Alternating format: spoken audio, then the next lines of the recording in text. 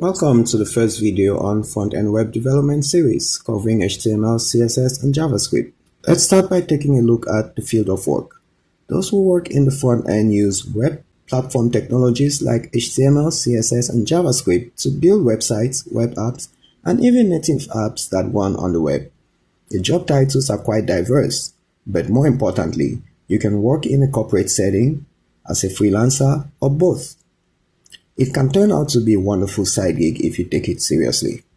Areas of focus range from search engine optimized websites or web apps, designing user interfaces, testing, performance, accessibility, and even web game development.